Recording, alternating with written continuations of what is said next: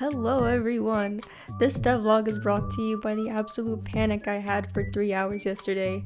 I generally hate updating software, especially when it's done manually. I never got Windows 11 on my laptop. My FL Studio is like a good year or so outdated. I'm on the same iPhone update for months after a new one has come out. Literally, as I was going to record this, Audacity was like, hey, do you want to update? And I was like, no, I don't.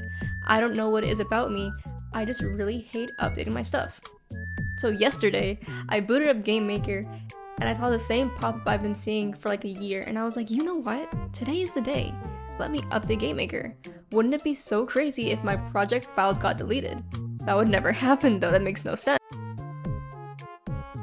Are you kidding me? I double checked all my files to see if I could find any semblance of my project folders, but no, all I found were some JSON files and some save data from my playtesting. I thought it was all over. All the forums I was looking at said that I most likely had my project files saved in the installation folder.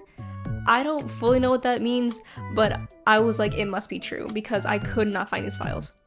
The last backup I had as well was from 6 months prior, and in that time I essentially coded like 75% of the current game, so needless to say, I was devastated. I broke down crying at my desk and was like, you know what, let me just go to sleep, I'll sleep it off, I'll wake up and I'll feel better. But before I turned off my PC, I went to one last place for a last ditch effort: Reddit. I go on Reddit like once a year max, and only in times of crisis. I knew though that if anyone knew how to help, they were probably a Reddit user. So I tearfully typed up a post on r/GameMaker, hit published, and knocked out for 2 hours. When I woke up, I very quickly found out that I might just be stupid. The first reply was like, hey, did you try like searching up any YYG files in your PC? And guess what? I did not do that. And the moment I did, I found the project folder. Whoever Power Plaid Plays is, please know I owe you my life. I'll name my firstborn after you or something, I don't know. I hope your days are full of joy and whimsy. Thank you so much.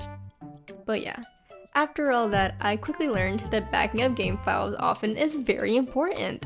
So I did some research and set up a GitHub repository, and now I'm chilling. Onto actual game updates. Last time we chatted, I was working on one of the levels in Worlds 3. That world is now officially finished with a boss fight at the end. It was pretty simple overall, but through it I got more familiar with a couple new functions, so I'm very happy with it. But then I didn't touch the file for like 2 months maybe. So when I finally came back, I began working on the final world, which is volcano themed. Initially, I wasn't sure what I wanted the gimmick of the worlds to be, but I know at the very least I really wanted a lava level where like the lava was rising. So I made a lava object by recycling the code I wrote for some spikes in the past. It was only more recently that I finally figured out how I wanted the final world to be structured. In the main central room, there's 3 paths that lead to challenge rooms, and upon completing the room, you get a flame. When you get all 3, you stand in the middle of the room, and then some stuff happens. Those 3 rooms are my main focus right now. The only completed one is the lava rising room. It's your classic rising lava platformer. It's got some kind of tricky jumps in it because there's some spikes around, but it's not really that bad, and when you reach the top, you get a flame. It's pretty straightforward.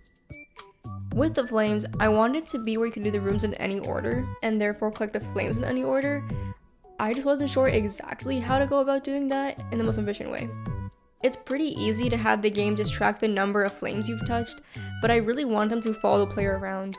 In the end, I took the cheap route sort of, so depending on the value of the global.flamecount variable, the instance of O-flame will convert to flame 1, 2, or 3. Then these separate flames have coordinates that they'll follow, so they stack nicely when they're picked up. I really want to find a way to have this outcome with only 1 or 2 objects being used rather than 4 total, but a win is a win, you know? Additionally, I've also made so when you collected a room's flame and then head back to the main room, the path to that flame closes off. It uses the exact same code at the end of the jungle boss to have the path open up, but basically inverted. It's a small detail, but I do like it a lot. I've definitely messed with a lot of smaller things recently, like having varying text sizes depending on the text box being added, adding sound effects, etc. But I think the only major change is that there's now a sort of intro sequence to the game. It's just 2 rooms, the main of which being a short castle hall where you meet the Queen Strawberry.